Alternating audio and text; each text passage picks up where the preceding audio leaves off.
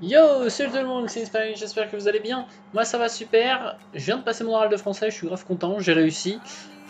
Du coup, aujourd'hui, parce que vous en foutez de mon bac de français, on va parler du patch 7.13 qui va arriver, si je dis pas de conneries, de la nuit de mardi à mercredi, comme d'hab quand il y a des patch notes. Du coup, je reprends les vidéos petit à petit, ça va me faire du bien, les euros, mon oral d'histoire va bientôt passer, bref. Du coup, j'aurai vraiment le temps de faire beaucoup de vidéos.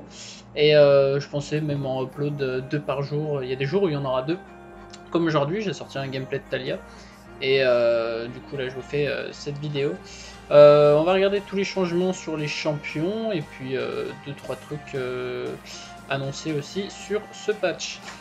Du coup, il y a Galio, Kennen, Kindred, Poppy, Shaco, Trundle, Gnar, Kha'Zix, Maokai, Rek'Sai, Singed qui ont été touchés. Beaucoup de tanks qui ont été touchés. On va regarder ça plus en détail. Galio, pour commencer. L'armure de base a été diminuée, ça c'est cool, parce que Galio était très tanky, on peut le dire. Hein. Son Q, dégâts de base diminués, ça c'est cool. Ah, notif lol. Ok, donc les dégâts de base ont été diminués, donc ils feront moins mal de base. Et le ratio épée a été augmenté, d'accord. Donc ils diminuent les dégâts early et au final ils augmentent plus les dégâts en mid-late game avec le ratio AP si on prend de l'AP évidemment. Donc ils veulent plus que Galio soit joué à AP potentiellement que tank. Et entrée héroïque, le ratio AP était augmenté de 70% à 80%. Très bien. Gnar, le jet de boomerang, donc son Q, les dégâts ont été augmentés.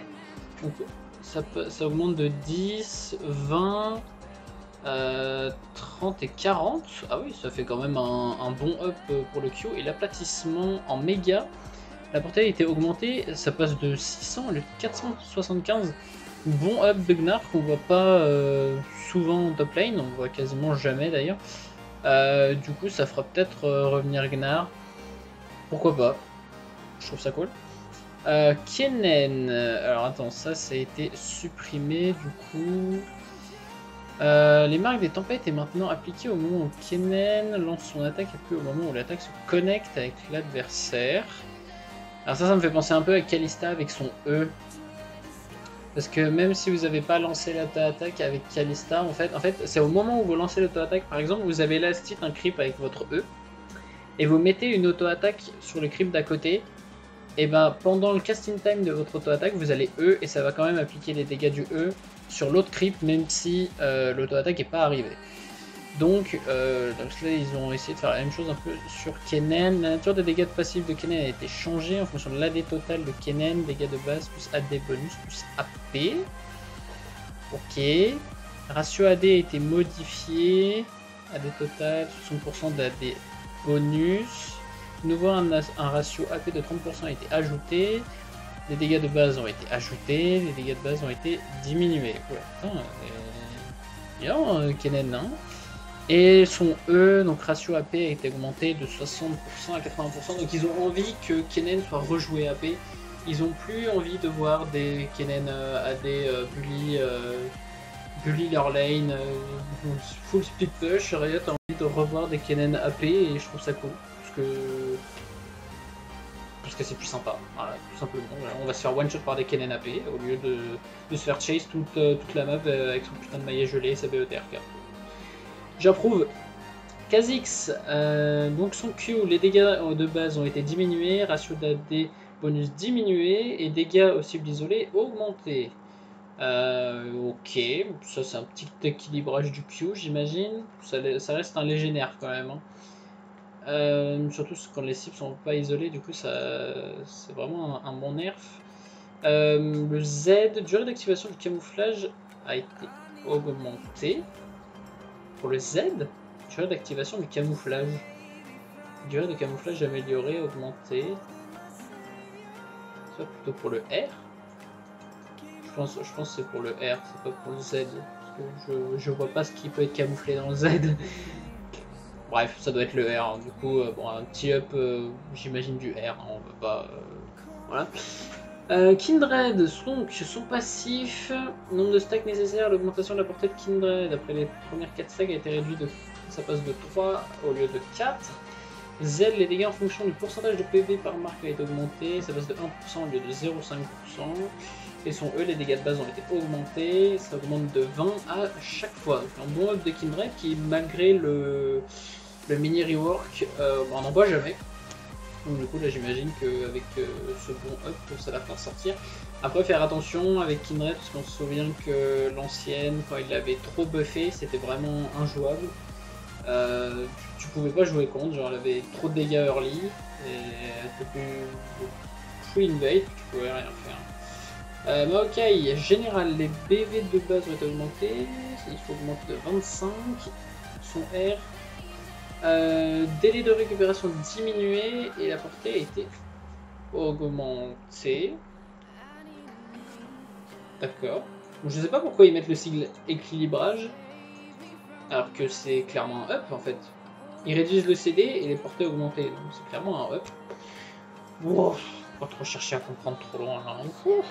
Poppy, son Q, les dégâts en fonction des PV max de la cible a été augmenté, ça passe de 8% au lieu de 7. Rek'Sai, un petit up sur son R, le ratio AD des bonus a été augmenté de 160% à 185%.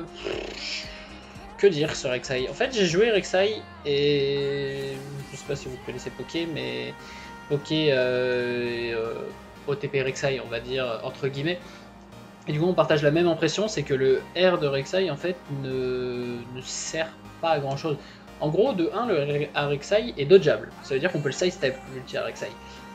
Il est aussi flashable, puisqu'il est sidestepable, je vois pas pourquoi on pourrait pas le flash.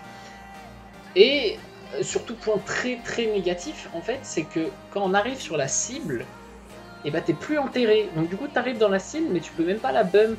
Et Rek'Sai, y a pas un kit de sort, en fait, pour follow up son ulti. Donc ça sert à rien d'augmenter le ratio AD, genre je sais pas, c'est l'impression qu'on partage avec Poké. Après je sais pas s'il y a d'autres personnes qui l'ont joué et qui partagent la même impression, mais je trouve que ouais, ils ont pas détruit Rek'Sai, mais je sais pas, il fallait aussi changer ses autres compétences, apporter du CC par exemple, je sais pas. Shaco, les dégâts de base ont été augmentés de son E. Wow, c'est énorme. Oh, ils ont dû oublier un 0 ici. Ouais, mais ça passe quand même de 35 à 75 deuxième level. Ratio AD a été modifié. Dégâts changés de magique à physique. Ok, très bien. Donc, Shaco AP, potentiellement, on n'en verra plus. Hein. Là, ils veulent clairement que ça soit joué juste en AD. Inflige désormais jusqu'à 50% de dégâts supplémentaires en fonction de la vie de la cible manquante. Inflige entre 3 et 8% de dégâts supplémentaires en fonction de la vie manquante de la cible basée sur le niveau de Shaco supprimé. D'accord, Singed, ça a été tout supprimé. Et du coup, Trundle, le dernier. Réduction d'AD sur les adversaires multiplié par 2 pour correspondre au montant gagné par Trundle annulé. Ta mère aussi. Et pourcentage pour son Z d'augmentation des soins et régénération augmenté, ça passe de 25% au lieu de 20%. Donc c'est clairement un patch où énormément de tanks sont changés. Ils considèrent que les assassins sont bien équilibrés dans la méta, et je trouve aussi qu'ils sont plutôt bien équilibrés. Au final, le blanc, ça reste toujours fort, mais la changer en fait ne changera rien à part détruire le champion. Ils peuvent rien faire, donc ils décident de le laisser comme ça, c'est très bien. Kassadin aussi, c'est un peu fort, c'est vrai, il faudrait diminuer les dégâts de son Q, je pense. Mais en lane, mais sinon ça me semble ok. Du coup, ils décident de changer les tanks, ça me paraît bien ce que fait Riot en ce moment sur les champions. Après, il y a beaucoup de champions qui mériteraient des nerfs, hein. Par exemple Fiora, Zac mérite toujours des nerfs, Lulu, enfin, tous ces champions qui doivent être très compliqués à équilibrer, je pense. Et du coup, pour le patch 7.13, on a enfin les skins SKT pour les Worlds 2016. Magnifique, 6 skins, donc il y a Echo, Nami, Syndra, Jhin, Olaf, Zac. Et je les trouve plutôt classe. Écoutez. Mais non, dégage. Voilà. Skin limité. Ouais, bah ils sont tous limités, hein. 1350, 1350, 1350. Ils sont tous à 1350 apparemment. Ok. Qu'est-ce que c'est que ça? À l'aide. Celui de Syndra, je trouve particulièrement sympa. J'aime bien. Nami aussi est classe. Jin aussi. Oh, ils sont tous classe en vrai. Echo j'aime moins par contre. Enfin bon, voilà, c'était tout pour le patch 7.13. N'hésitez pas à me dire ce que vous en avez pensé.